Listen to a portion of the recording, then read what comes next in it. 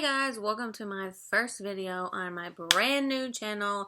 This is Elizabeth James. You might be wondering what we are, and I will get into that a little bit, but today's video is about why I am leaving Etsy. It is a decision that I've really thought about, and a decision that kind of really just makes sense with everything that's changing and happening with Etsy lately, so let's get into it. Okay, so Etsy has changed a lot since I've really started becoming a seller on there. I've had my business open for probably about 3 years. I didn't really sell on Etsy at first. I was mainly utilizing Facebook and just really like word of mouth at the time. I think I even used Squaresite for a little bit if I remember starting out. But I did eventually move over to Etsy. I sell smaller things like 3D printed items, and a lot of them are small. I don't really make like giant numbers off, one or two sales. But it was a good way to get my name out there. Etsy really was like a good community to be able to share your stuff. You could, run ads and all that stuff, and you didn't really have to pay a lot to use it. They took fees out, but it really didn't, make that much of a difference. There for a while at least. But they have changed, like I said, a lot since I really did start using them, and especially with this new stuff they have called Star Seller, which is, as a small business who doesn't make like giant things and make, oh my gosh, make like big sales, doesn't really help that much. So Star Seller is really one of the main reasons why I am leaving. If you don't know what Star Seller is, it is their new way of making you stand out pretty much. They have things that you need to be, like criteria you have to meet. And if you're like me, who doesn't really like to answer messages on the weekends, or when you get, messages at 1 a.m., look at them and then forget about them because the alert woke you up and then you fell back to sleep. It can be a little challenging sometimes. Basically, for messages, your response rate has to be 95%, which means from the initial message sent, within 24 hours you have to answer or your response rate goes down. Like I said, if you don't like to answer messages on weekends, which I know a lot of people don't like to, that can hurt your Star Seller rating. If you sell small things like me or like other people that I know, like stickers, bookmarks, whatever, and you don't use tracking, that can get you marked off the Star Seller rating, get your points knocked down. If you don't sell a lot, like, in the summertime, sales go down just anyway. I've never sold as much in the summertime as I have like during the winter months. If you don't get enough 5-star ratings, your, seller credibility or whatever you want to call it goes down. Like I got, I think like 2 3-star ratings, and that was months and months ago, and a lot of people don't really review. I don't know why they don't, which I guess sometimes I don't either. But if you don't get any reviews, or you do get like 1 here and there, you don't get bumped back up to 5. I think right now I'm like at 4.5 or something. But I don't get enough reviews to bump me back up to 5, so that makes it look like I'm not a Star Seller. I do make sales. It just doesn't look like that. And a lot of people, buyers, can be influenced by that stuff, especially if they don't sell on Etsy and they don't really know, a lot about it. And that can hurt sales. And especially because, if they're promoting these Star Sellers and you're not one, that can hurt your sales too, because you're not being promoted as much. You're not seen as much as the other people.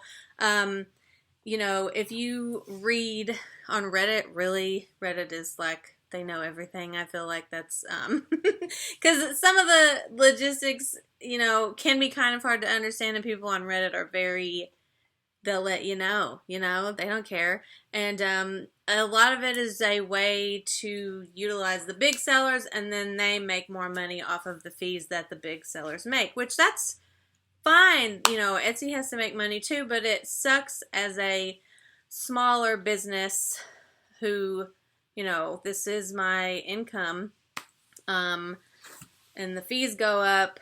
It's not as easy to make a living that way. They also have a thing. I'm kind of reading it over here because I can't remember this. This one was hard for me to remember everything. For orders, sales, and shop tenure, it says you need to have at least 10 orders and $300 in sales before shipping and taxes within the 3-month review period and have been on Etsy's platform for 90 days since your first sale. Data is updated daily. The cutoff time for your expected shipping is based upon your time zone. You have to, of course, prove that you ship something. So if you're selling stickers or bookmarks or anything of that nature and you don't put shipping, they won't count it towards you, having done it. So then your shipping goes down and you don't have a 5-star rating there. So it is very confusing and seems like it's not really that necessary. But again, like I said, I'm a smaller business. I'm like nowhere near the bigger sellers. So this one kind of puts me in a predicament of, do I want to stay and hope for the best, or do I want to move on and try to find something else? And so I really did think about it for a while, and I decided that moving on and trying to find something else would be the best for me. So I sell t-shirts mainly. I do sell 3D prints. I'm really just going to still utilize Facebook for that because it really just has been an easy way to do it. But my shirts, I have moved into 2 separate shops, and I will put the link in the bio down there. I'm still keeping Yumi and Benny alive because that was my first baby. That was, where like everything started.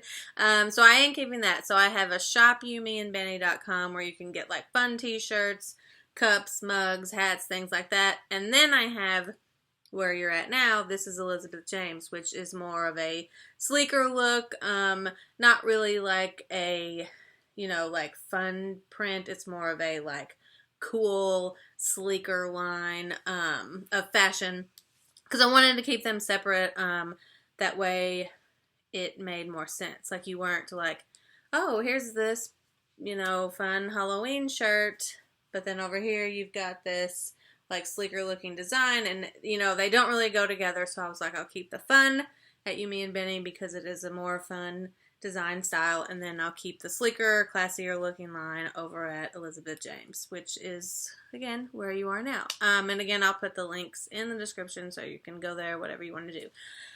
But it is definitely easier to utilize this, and it's actually really fun to be able to have 2 different things, but kind of go, in the way that I want to go. And then where I'm at now, I don't have to worry about a lot of things changing all the time. And I am able to promote however I want. I'm able to really have just more freedom. I can still sell digital items, which I have digital items on both of the shops, and shirts, mugs, hats, cups, all kinds of fun stuff, all kinds of fun designs. It's really better for me in the long run. It is harder because I'm having to basically start from scratch. So it's very stressful, and I'll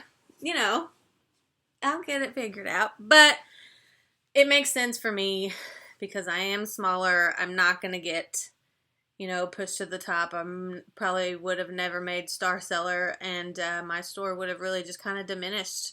I've seen a lot of videos on, TikTok, and a lot of people talking about it on Reddit, and it seems that this has really affected a lot of people that are smaller and sell smaller things like me, and that sucks because I know that Etsy really used to be, I loved it, and, it's like we're breaking up.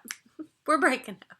So, even though it doesn't sound like it, this is a good thing, and I am excited about it, and I'm excited to see where things go, because now I can sell my stickers and not have to worry about, being pushed to the back or whatever it is. So this is a good thing, don't get me wrong. I just, it's a change, and it's, starting of a business is always hard, but you got to do what you got to do to keep moving. And, all I can do is hope that you guys enjoy what I do and enjoy what I make and, shop. That's all we can hope for. But thanks for watching my first video. I'm really glad to be back on YouTube. I had a TikTok for a while. I I don't know. I just can't get into it. I use it for my dogs and like our true crime podcast, but it's just easier to use YouTube for this kind of stuff because I have a lot to say, okay? So, like I said, thanks for watching. If if I said anything wrong, I could be taking this the complete wrong way. Please let me know. Or if you have any thoughts, if you're leaving, if you're not leaving, please let us know why. Let's talk about it. I have a friend that, it's really helped her and, been a good place for her, but she's one of the sellers that, sells small items, and this is really going to hurt her business, and she's trying to figure out what to do next too. So if you have any advice for her, comment below and let me know. Other than that, I hope to see you soon, and we will talk to you later. Bye.